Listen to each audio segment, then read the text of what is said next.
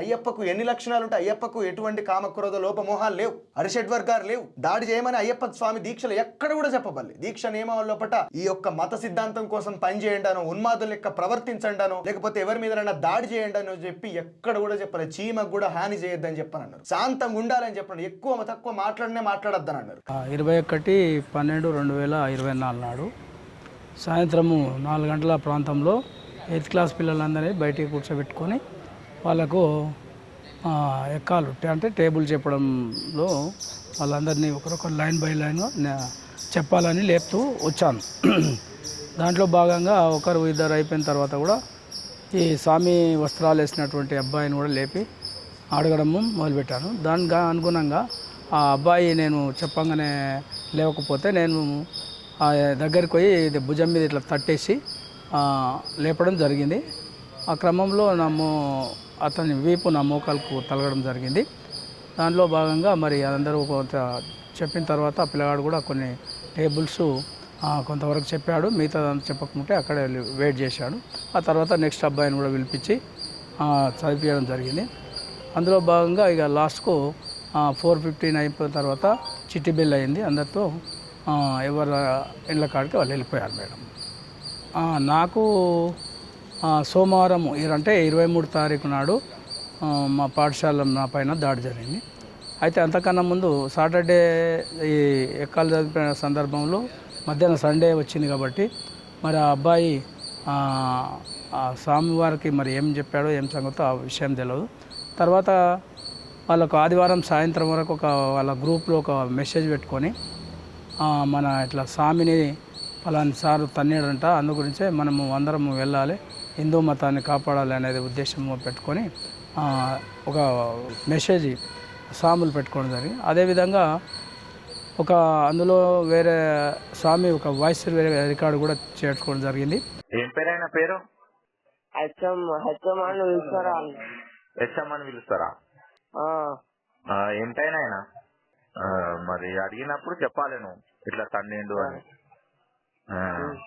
ఏం పేరు నీ పేరు? గణేషా? రేపు స్కూల్ కాడికి వస్తాం మేము. ఇట్లా ఎందుకు దండినావు అని అడుగుతాం కదా ఆయనని. నేను దన్నలే అని చెప్తాడు. ఎవరు తన్నిన ఆయన. మీరు అప్పుడు చెప్పాలి తన్నీరు కదా అని. అందరు చెప్పాలి మరి. ఓకేనా? మరి దానిలో భాగంగానే 23 నాడు మా పాఠశాల తెరవంగానే నేను ఉదయమే పాఠశాలకు వెళ్లకుండా కాంప్లెక్స్ పాఠశాలకు సంబంధించిన విజిట్లో ఉన్నాను. అప్పటి వరకే వీళ్ళు ఇచ్చినటువంటి మెసేజ్ ప్రకారం నేను మా ఉపాధ్యాయులకు తెలియజేయడం జరిగింది. ఇట్లా స్వాములు వస్తారంట నన్ను అడగడానికి, మరి దానికి సమాధానంగా మీరు ఒకసారి ఇట్లా అయింది అని చెప్పండి. సరే ఓకే అయితేనే సరే బాయ్, లేదా మరి నన్ను పిలిపిస్తే నేను తర్వాతనైనా వస్తా, నేను విజిట్లో ఉన్నా అని చెప్పడం జరిగింది. దాంట్లో భాగంగా మరి మా ఉపాధ్యాయులు కూడా అందరూ వారి దగ్గర రాగానే 10 గంటలకు రాగానే అందరు అడుగుతుంటే ఆ స్వాములు కూడా మరి మా హెడ్ మాస్టర్ తరఫున ఏమన్నా ఒకసారి కాలు బోల ఏమన్నా తాగిందో మరి దాన్ని మా సార్ తరఫున మేము క్షమాపణ పెట్టుకుంటున్నాను అని అంటున్న సందర్భం కూడా వాళ్ళు వివరించింది. అని అది కాకుండా వాళ్ళు ప్రత్యేకంగా పట్టుబడి ఆ స్వామి కంపల్సరీ రావాలి, మీరు తప్పు చేయలేదు కదా, మా స్వామి ఎవరైతే అట్లా చేసిండో ఆ స్వామి కంపల్సరీ రావాలనే ఉద్దేశం అక్కడ ఏర్పడి దానిలో సందర్భంగా మా పాఠశాల ఉపాధ్యాయులు కూడా నన్ను రావడం జరిగింది. దానికి గాను నేను వాళ్ళు చెప్పిన తర్వాత నేను పాఠశాలకు వెళ్ళే సందర్భంలో మరి నేను ఒక్కనే కాకుండా మా వార్డు కౌన్సిలర్ అయినటువంటి కౌన్సిలర్ను కూడా పోవడం జరిగింది. మరి దానిలో భాగంగా నేను వెళ్ళి అక్కడ నిలబడనో లేదో ఆ కౌన్సిలర్ తర్వాత వైస్ చైర్మన్ కూడా అక్కడ ఇద్దరు ఉన్నారు. మరి ఒక అబ్బాయి ఇక నువ్వు కాలుతోందంటవా అది అని నెత్తి కురికి అట్లా ఒకడు వెనకంగా ఒకడు ముందలంగా ఇట్లా గుంజడం అది స్టార్ట్ చేశారు మేడం. దాంట్లో ఆ విధంగా జరుగుతున్న పోకిసాటలో మరి గ్రౌండ్లో, అది ఫస్ట్ గ్రౌండ్లో అయితే మా క్లాసు మా ఉపాధ్యాయులు తర్వాత అక్కడ ఉన్నటువంటి వైస్ చైర్మన్ కౌన్సిలర్ వారు నివారిస్తూ మరి కొంచెం నన్ను మళ్ళీ నీ సీట్ దగ్గరికి వెళ్ళాడు, నీ ఛాంబర్కు వెళ్ళు అని నా ఛాంబర్కు తీసుకుపోవడం జరిగింది.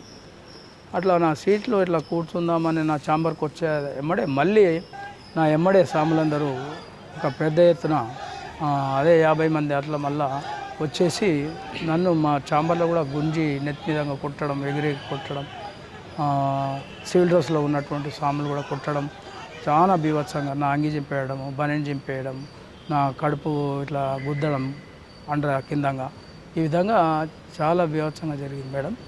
23వ తేదీ నాడు అయ్యప్ప స్వాముల ముసుగులో ఉన్నటువంటి హిందుత్వ మతోన్మాదులు ఒక హెడ్ మాస్టర్ పైన ఈ విచక్షణ రహితంగా చిన్న సంఘటన ఆధారంగా చేసుకొని ఒక 60-70 మంది వచ్చి భయభ్రాంతులకు గురి చేసి బట్టలు చించి అతన్ని పై దాడి చేయడం, భౌతిక దాడి చేయడం చాలా తీవ్రంగా ఖండిస్తున్నాం.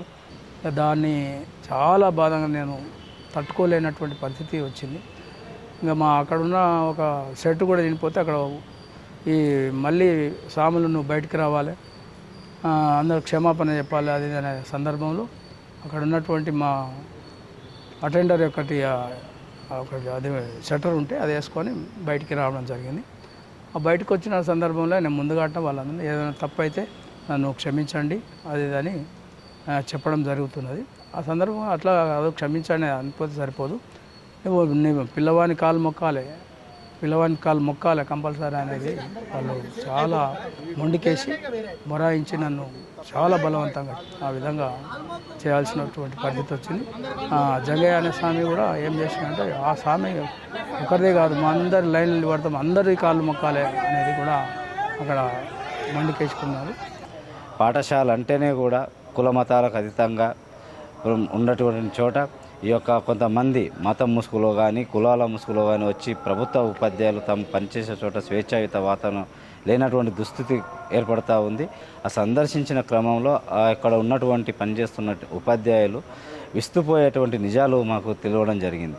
ఏంటంటే ఆ రోజు ఏదైతే ప్రధాన ఉపాధ్యాయులు రాములపైన దాడి జరుగుతున్న సందర్భంలో వాళ్ళంతా అడ్డుకుంటూ ఉంటే అక్కడ ఉన్నటువంటి కొంతమంది ఇతరులు కావచ్చు, స్వామిమాల ధరించినటువంటి వ్యక్తులు కావచ్చు, వాళ్ళందరూ మహిళలని చూడకుండా కూడా మీరు బయటికి రండి మీ యొక్క దేహశుద్ధి చేస్తామని బెదిరించడం కూడా జరిగింది. ఇలాంటి సంఘటనలు జరగడం చాలా దురదృష్టకరము.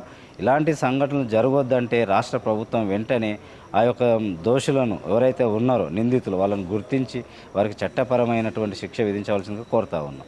ఆ విధంగా మేము మళ్ళీ అట్లనే ఉన్నటువంటి సందర్భం ఇదంతా వాళ్ళు పెట్టినటువంటి వీడియో ఏవైతున్నాయో వీడియోస్ అన్నీ ఈ మీడియాలలో వైరల్ అయినటువంటి పరిస్థితులు ఉన్నటువంటి పరిస్థితి. ఆ వైరల్ చూసేసి వాళ్ళే మళ్ళీ 4 o'clock పోయి పోలీస్ స్టేషన్లో అది వాళ్ళు కంప్లైంట్ ఇవ్వడం జరిగింది.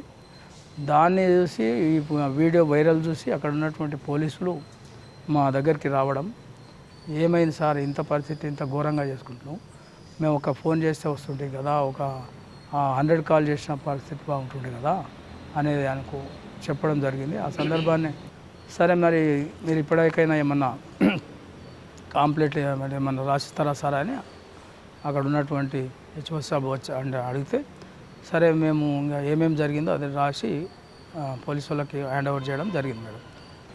ఆ సందర్భంలో ఏం చేసిందంటే ఇక్కడ వార్డు కౌన్సిలర్ కానీ చైర్మన్ కానీ అక్కడ బజరంగ దళ్ వాళ్ళ సభ్యులు కానీ అందరూ ఒక చుట్టుముట్టి అట్లకెళ్ళి ప్రాంతంలో కాచుకొని ఉన్నారు నా కోసం. ఇది కేసు అయ్యేటటువంటి పరిస్థితి ఉన్నట్టుంటుంది కాబట్టి దీన్ని ఎట్లయినా కాంప్రమైజ్ చేయాలనేది ఒక భయమైనటువంటి వాతావరణాన్ని కల్పించి నన్ను ఇక్కడే స్కూల్ దగ్గరే మాట్లాడి కాంప్రమైజ్ అవుదాం పని తీసుకుపోవడం జరిగింది. అడిపోయిన తర్వాత ఏదో ఒక ఆయుధం మీద పేపర్లు రాసుకొని ఆ విధంగా నన్ను కాంప్రమైజ్ చేసేసి నేను వెళ్ళొచ్చాను. నాకు ఒక మిత్రుని ద్వారా ఫోన్ ద్వారా తుకుగూడ పాఠశాలలో ప్రధాన ఉపాధ్యాయులు రామ్ సార్ గారు జరిగినటువంటి సంఘటన తెలుసుకొని చాలా బాధేసింది. ఉపాధ్యాయ లోకం అసలు స్వేచ్ఛగా పనిచేసేటువంటి పరిస్థితి లేనటువంటి ఇలాంటి అవాంఛనీయ పరిస్థితులు జరిగినాయని తెలుసుకొని సార్ దగ్గరికి వెళ్ళి మాట్లాడి ధైర్యం చెప్పి ఇది సభ్య సమాజం తలదించుకోవాల్సినటువంటి సంఘటనగా భావించాలి.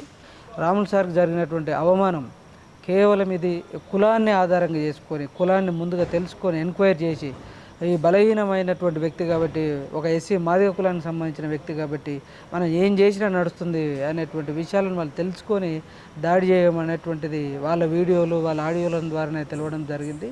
కాబట్టి ఇట్లా ఎస్సీ కులంలో ఉన్నటువంటి ఉపాధ్యాయులను టార్గెట్గా చేసుకొని ఎస్సీలు అయితే చాలు వాళ్ళను క్రిస్టియన్స్ అనేటువంటి ఒక ముద్ర వేస్తూ వాళ్ళని మానసికంగా బలహీనం చేస్తూ స్కూళ్ళల్లో స్వేచ్ఛగా పనిచేస్తూ పిల్లలకు మంచిగా పాఠాలు చెప్పలేనటువంటి పరిస్థితి ఉంది. ఇలాంటి సందర్భం ఎవరికి వచ్చినా ప్రభుత్వ పాఠశాలల్లో ఉపాధ్యాయ లోకం స్వేచ్ఛగా పనిచేసే పరిస్థితులు లేవనేటువంటిది భావించి దీనికి చట్టపరంగా ఖచ్చితంగా తీసుకోవాలి. ఇలాంటి పరిస్థితి ఏ ఉపాధ్యాయునికి కూడా రాకూడదనేటువంటి విషయాలను మేము తీసుకొని రాములు సార్కు జరిగినటువంటి విషయంలో ఎఫ్ఐఆర్ కూడా ఫైల్ చేయడం జరిగింది. కాబట్టి ఈ విషయంలో తదుపరి మా ఉపాధ్యాయ సంఘాలను కూడా జిల్లా స్థాయిలో మొత్తం కలుసుకొని ఉపాధ్యాయులను కలుపుకొని భవిష్యత్ కార్యాచరణను కూడా ప్రకటిస్తాము. న్యాయం జరిగేంత వరకు పోరాడతామని తెలియజేస్తున్నాం. ఇది జరిగింది. నేను ఇంటి దగ్గర కూడా చాలా బాధపడి మా కుటుంబం, మా పిల్లలు జీర్ణించుకోలేకపోయారు. కాబట్టి దాన్ని ఏం చెప్పలేక అందరికి ఎవరు చెప్పుకోలేక ఆ విధంగా ఉన్నటువంటి పరిస్థితుల్లో అంతా ఈ వైరల్ అయినటువంటి మెసేజ్ తీసుకొని మా సోదర సంఘ అందరూ మా ఉపాధ్యాయ లోకం దాన్ని పరిగణలోకి తీసుకొని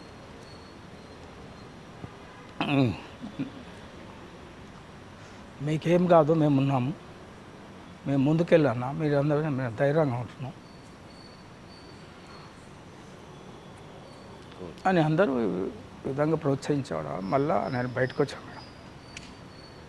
ఆ రోజు జరిగినటువంటి ఇన్సిడెంట్ లోపల ఎన్నో రకాలైనటువంటి ఒక్కసారి 100 మంది దాడి చేయడం వలన భయభ్రాంతులకు గురి అయ్యి తను జ్వరం రావడం, రకరకాలైనటువంటి ఆరోగ్యకరమైనటువంటి సమస్యలతో ఇంటి దగ్గర ఉన్నప్పుడు పరామర్శించి కొంత మానసిక ధైర్యం చెప్పి మరి ఏదేమైనా మతపరమైనటువంటి సమస్యలు పాఠశాలకు రాకుండా ఉంటే బాగుంటుంది అనేది ఉద్దేశం. భారత రాజ్యాంగం లోపల విభిన్న మతాలకు మరి ఏకీకృతమైనటువంటి దేశం లోపల మరి అందరికీ ఒకే రకమైనటువంటి నీతి నిజాయితీ అనేది ఉండాలి. మరి ఈ రకంగా స్వాములు వచ్చినప్పుడు మాత్రమే రాష్ట్ర వ్యాప్తంగా కావచ్చు, తెలంగాణ రాష్ట్రంలో వ్యాప్తంగా కాకుండా ఆంధ్రప్రదేశ్లో కూడా ఈ మాలలు ధరించినప్పుడు పాఠశాల లోపల ఇలాంటి సంఘటనలు ప్రతి సంవత్సరం ప్రతి మాల సందర్భం లోపల జరుగుతూ ఉంది. సో దీన్ని నియంత్రించాలంటే పిల్లలను స్వాములుగానన్నా తయారు కాకుండా చేయాలి, లేదంటే స్వాములైనటువంటి పిల్లల్ని పాఠశాలకు రాకుండా చేయాలి. దీక్ష తీసుకున్నది ఈ పిల్లవాడు వాళ్ళ ఇంటికి, వాళ్ళ అమ్మకు, వాళ్ళ నాన్నకు, అతని కోసమే కానీ స్కూల్ కోసం కాదు. 101%. స్కూల్కి వెళ్తే యూనిఫామ్తోనే వెళ్ళాలి. యూనిఫామ్ లేకపోతే స్కూల్కి వెళ్ళొద్దు. ఆ మేనేజ్మెంట్ తప్పు చేస్తే మాల వేసుకున్న అయ్యప్పనే మీరు అవమానించినట్టు.